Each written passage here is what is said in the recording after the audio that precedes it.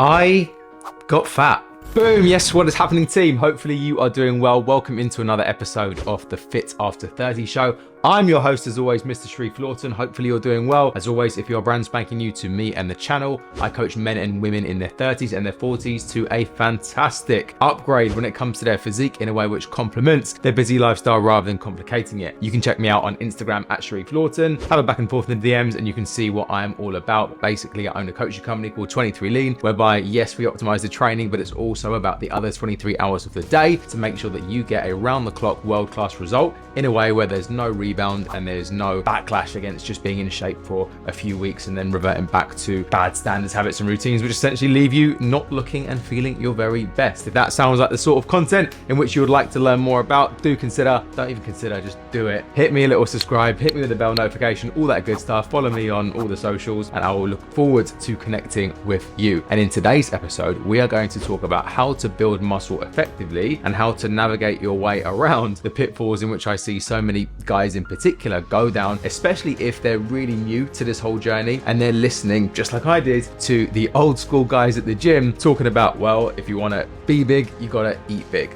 And essentially that couldn't be further from the truth. But essentially the picture in which I've just put up right there is my first attempt at building muscle properly. I understood, okay, cool, I've got to get to the gym, I've got to get bigger. And actually, if we take a bigger sort of bird's eye view and take a look at why I even entered the gym in the first place, back in the day, I used to play National League basketball and our team was doing really well. In fact, we couldn't really lose. But what was happening was I was getting biffed up and beat down in layups, in kind of the games and what have you, because the guys were just so much bigger, older and stronger than me. And my coach at the time was like, yo, Sharif, like, you know, your shot's on point and you're doing really well, but you're just getting out muscled basically. So you need to get to the gym and you need to beef up. So I was like, all right, cool. And that is kind of what sparked my interest in physical fitness in particular, in gaining muscle and losing body fat, just body recomposition in general. However, like I say, at the time, we really didn't have a lot of evidence-based practice to go on. And it was just a case of, yo, if you want to be big, you need to eat big. And the muscle magazines back in the day, I mean, I'm really showing my age now. I'm talking Muscle and Fitness and Flex magazine. They will just have you following meal plans literally built for, you know, 250-pound bodybuilders to the tune of something like 5,000 to 6,000 calories per day. You know, like whole pints of chocolate milk and bananas and peanut butter and all that stuff in which you typically saw. And typically that is the route in which I went down. And did I get stronger? Yes, absolutely. Did my clothes feel tighter? Yeah, absolutely. Across the arms, across the shoulders, across the back, but also, as you can see, across the waist, because essentially you cannot force feed muscle, especially as someone who isn't taking anabolic steroids, aka me. I'm a lifetime natural, and this is now something in which I learned the hard way. And essentially, once I got my shit together and I really learned how to build muscle properly, well, this was my second attempt at building muscle. And as you can see, my waist is tiny, shoulders are huge, arms are where they need to be, and essentially I look night and day different between the two. And in this short video, I'm going to give you exactly what I did wrong. Like I say, basically ate everything in sight and just trained like a maniac, but also what you need to do right if you're looking to pack on maximum muscle in the shortest amount of time possible. Because let's be honest, it's winter now, you probably haven't got a summer holiday booked, or at the very least, it's a long time away before you're going to be getting your kit off. And actually, you might be more concentrating right now on building strength, building size, building muscle. And I absolutely commend you for doing that and for thinking about something else other than fat loss. But what I see so many times year after year, and again, this was me, right? Go through a fat loss phase fairly successfully, right? Super disciplined, super focused, super on it. And then just basically don't know how to gain muscle properly, or just get sloppy and essentially just accumulate so much more fat gain than is necessary, leading you to have to spend longer in a deficit when you want to cut it back next time, leading you to basically look the same year in, year out, and never really get the physique in which you want, because we don't know how to cut properly, and we certainly don't know how to build muscle properly. Now,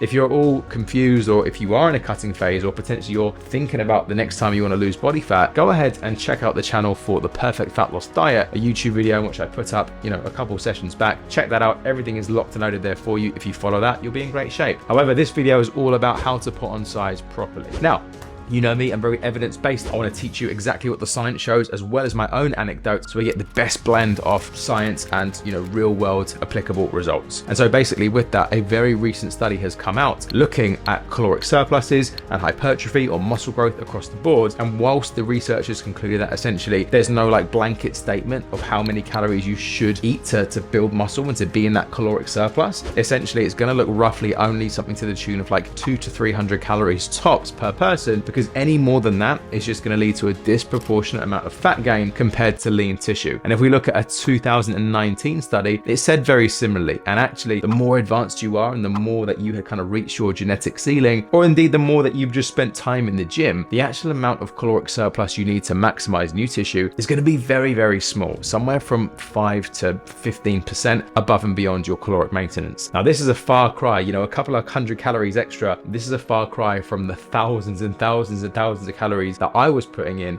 expecting just to turn into Arnold Schwarzenegger overnight. And that's, I guess, the first point, is you have to realize that the body can only synthesize new tissue per X amount of time, and you force feeding it with more food will literally just end in more fat gain and not more muscle gain. So the first thing is to make sure that your caloric surplus, if you are looking to really maximize your muscle building kind of efforts, needs to make sure that you are now in a very moderate caloric surplus. Like I say, anywhere from 200 to 300 calories above your maintenance. Now, if all this chat about maintenance and surpluses and deficits all feels a little bit, I don't really know what you're talking about, Sharif, again, go over into my site, go to 23leanbysl.com/calculator, and you're going to go ahead and be able to plug in your stats, your facts, your figures, and it's going to kick out exactly how many calories you should be eating for a muscle building phase, a fat loss phase, or just to maintain your weight, and then you can go from there. So it's completely free, link in the bottom, check that out. Right, so that's the first thing we've established. The second thing is that people don't understand just how important their training is. Yes, we know that nutrition's super important, but like I talked about on the last video, riddle me this, right? You can have your best ever nutrition locked and loaded, calories, macronutrients, food quality, everything to the ground, right? However, if you're not training properly and if you're not providing an adaptive stimulus to the body to grow, well, it's not going to grow. And especially if your goal is building tissue. So with that, unfortunately, it's not a case of just going to the gym, ticking a box and saying you've done a few classes and expect your body shape to change and build all this nice new lean tissue. It doesn't work like that. You have to be providing an adaptive stimulus in order to grow. And make no mistake about it, your body doesn't want to be jacked and tanned, right? Evolutionarily, it has no reason to. It rather hold on to body fat than accrue more muscle tissue. Muscle is a very expensive commodity. It's an expensive type of tissue for the body to hold on to, and therefore to gain and to grow new muscle tissue, you really have to be doing things right. And so with that, making sure that, as I say, a small surplus is in place, but also that we are progressively overloading. We're not just going to the gym and ticking a box. We're actually making sure that tangibly over the course of time, not necessarily session to session, but over the course of time, you are progressing in either sets, reps, or weight, and you can tangibly show that, because again, going into the gym and just beasting yourself and feeling like you got hit by a bus is just a short-term strategy, and actually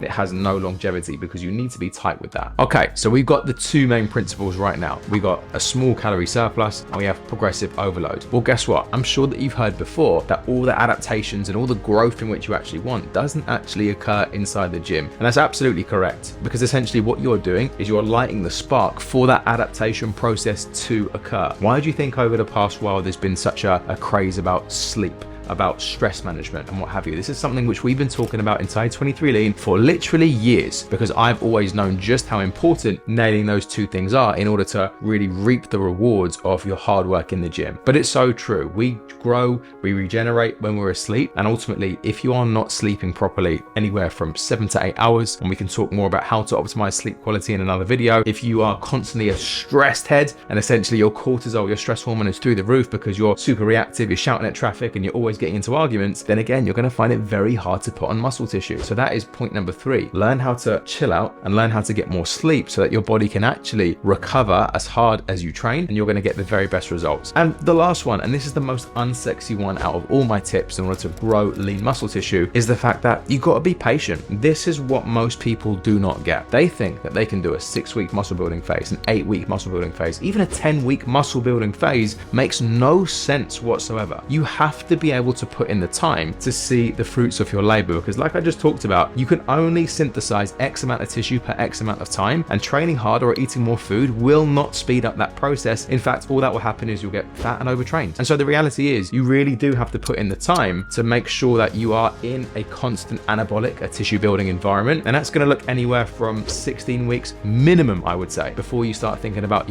cutting back or what have you. And that is why now we're in late November. It's a fantastic time to actually, use these winter months to put on some quality size and use the tips in which I've given you to make sure that you do give yourself enough time in order to maximize growth. Now, I haven't talked about rates of growth, types of food, protein, nutrient timing, supplementation. There's a whole bunch of other bits and pieces in which, I can definitely go into in other videos, but essentially I want you to know that our brand spanking new course, literally on building muscle for time strapped folks, Time Strapped and Jacked, is now out. You can purchase it. It's live, ready to go on a Black Friday deal, which is almost like me giving it away for free if you are quick and part of the fast movers who are going to snap up a copy from now until Cyber Monday, which is going to be incredible. Link below, all the kind of T's and C's and logistics are there, but I'm talking templates, training plans, swipe files, supplement guides, a free complimentary call with me. Like, it doesn't really make sense the amount I'm giving for the amount I'm asking for, especially if you use the ridiculous 97% coupon code, which I've literally put everywhere, so you can go ahead and do that. So if you did want to optimize things in a way whereby you are actually going to know that you're going to get fantastic results with the hard work which you're already putting in, and you're not really interested in fat loss right now, but you want to develop your physique so that when it comes time to lose body fat, you're in a far greater position to do so, and now you can really start to see that nice shape in which you want in your clothes, on the beach, wherever it may be, then I suggest really putting in the groundwork when it comes to a gaining phase and making sure that you are doing things properly rather than just spinning your wheels, getting nowhere fast, or just putting on a bunch of body fat. Team, I'll love you and leave you. I'll talk to you in the next episode next week. Have a great weekend. Grab yourself a copy of Time Strapped and Jacked, and I'll talk to you very soon in a bit.